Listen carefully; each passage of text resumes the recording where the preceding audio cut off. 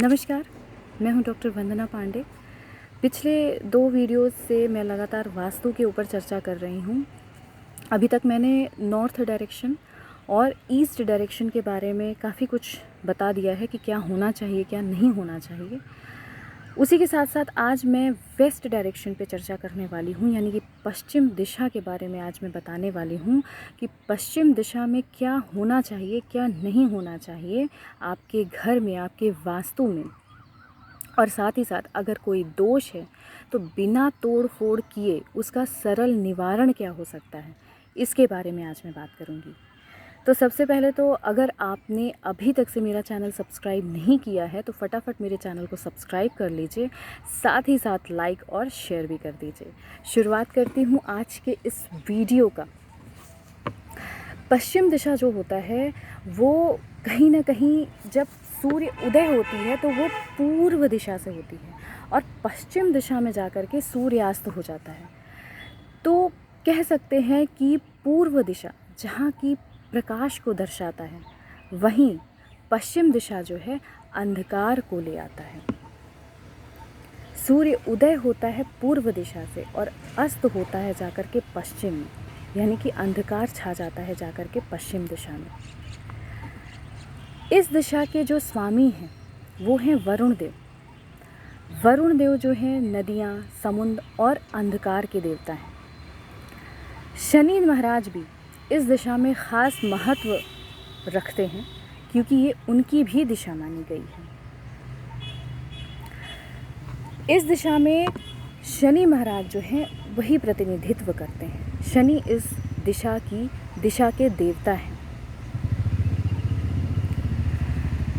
ये दिशा अंधकार को दर्शाता है और शनि भी अंधकार के ही देवता माने गए हैं।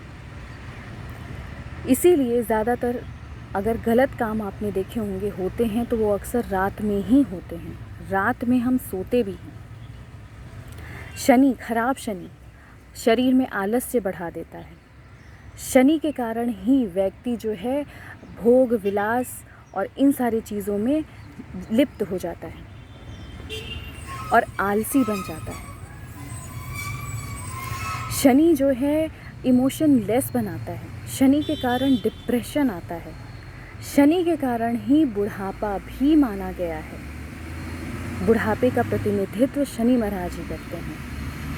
किसी को अगर स्किन की प्रॉब्लम है, त्वचा संबंधित रोग हैं, तो कहीं ना कहीं पश्चिम दिशा में कोई ना कोई दोष है। शनि महाराज कहीं ना कहीं कुपित हैं, जिसके कारण उत्पन्न हुआ ये। आप अल्पायु होंगे, आप दीर्घायु होंगे, ये भी आपके शनि के ऊपर, आपके पश्चिम दिशा के ऊपर निर्भर करता है। यदि आपका पश्चिम दिशा जो है दोष रहित है तो कहीं से भी आप अल्पायु नहीं हो सकते हैं। आपके दीर्घायु होने की संभावना अत्यधिक बढ़ जाती है।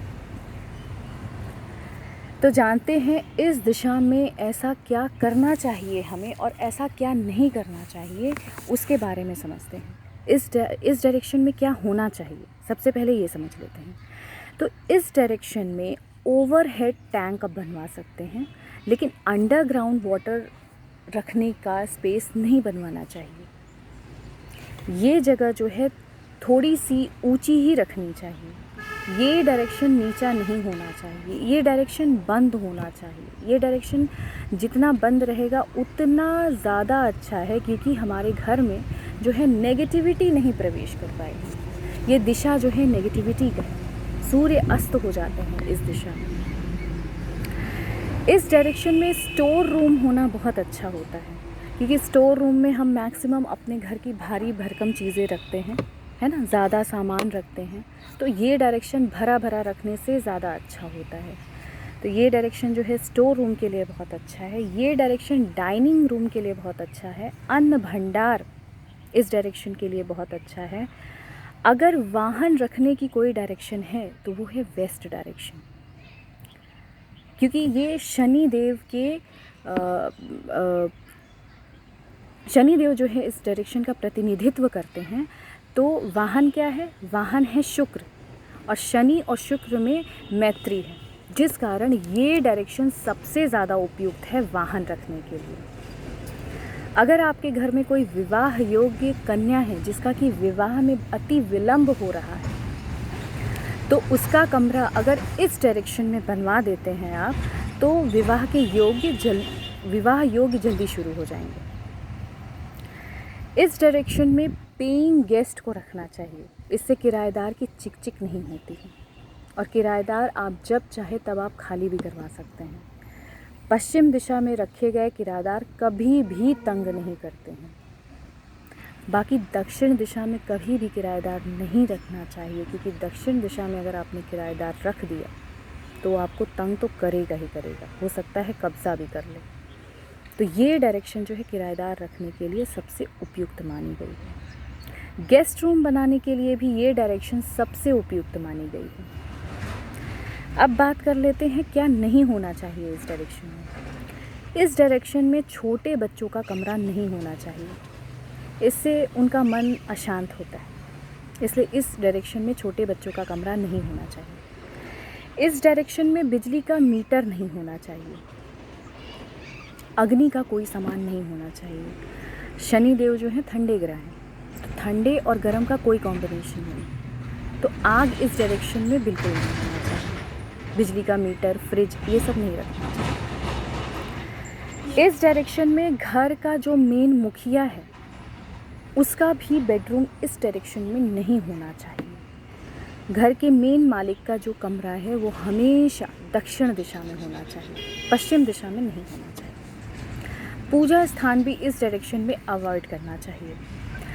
बोरिंग नहीं होना चाहिए इस डायरेक्शन में, कुआं नहीं होना चाहिए इस डायरेक्शन में, और कभी भी एक्सटेंशन इस डायरेक्शन से नहीं कराना चाहिए। यानी कि अगर आपका मकान है, और कई बार ऐसे होता है कि हमें उसके आजू बाजू मकान ज़मीन मिल जाती है और हम सोचते हैं ख़रीद करके और एक्सटेंशन करा दें, तो अगर पश्चिम दिशा से ऐसा है तो पश्चिम दिशा से कभी भी एक्सटेंशन नहीं कराना चाहिए।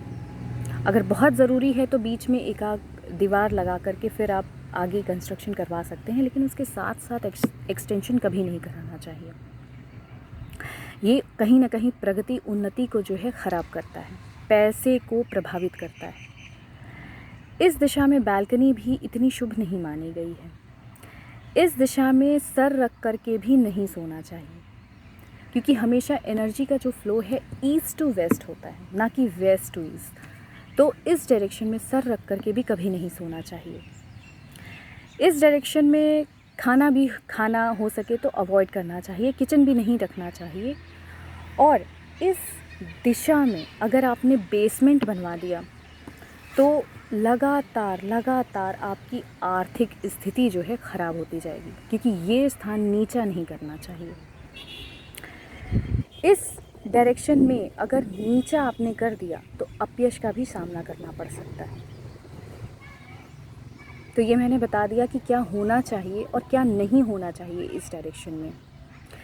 अब कुछ दोष है ही हैं जिनका कि निवारण आप नहीं कर सकते हैं, पहले से कंस्ट्रक्शन है, आप बहुत ज़्यादा चेंजेस नहीं कर सकते हैं, तो कुछ उपाय भी मैं बताती हूँ, उसको करने से इन दोषों का भी निवारण हो जाता है।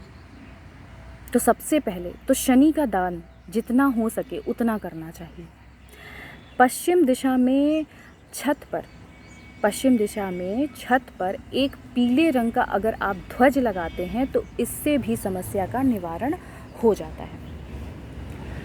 पश्चिम दिशा में अगर दोष है तो संध्या के समय जब सूर्यास्त होता है, ऐसे समय में सूर्य देव की पूजा आराधना करनी चाहिए, और साथ ही एक दीपक सरसों का पश्चिम दिशा की ओर मुख करके अवश्य जलाएं, इससे भी दोष का निवारण हो जाता है। इस डायरेक्शन में अत्यधिक समस्या होने पे, मतलब बहुत बेसमेंट ही बना दिया है, बहुत नीचा ही करवा दिया है अगर आपने, या एक्सटेंशन ही है इस दिशा से, तो शनि यंत्र या वरुण यंत्र की अगर स्थापना करते हैं प्राण प्रतिष्ठा करके, तो भी सारी समस्याओं का समाधान हो जाता है। और इसके बाद तो भगवान भोलेनाथ हैं ही हैं, उनकी पूजा आराधना तो ज़रूर करनी चाहिए, हर किसी को करनी चाहिए, क्योंकि उनकी पूजा आराधना से समस्त बाधाओं का नाश होता है। फ़िलहाल आज के लिए इतना ही। अगर आपको कोई चीज़ पूछना हो तो आप नीचे कमेंट सेक्शन में कमेंट करके पूछ सकते हैं। मैं ज़रूर आपकी क्वेरीज़ का समाधान करने की कोशिश करूँगी। फ़िलहाल आज के लिए इतना ही। नमस्कार।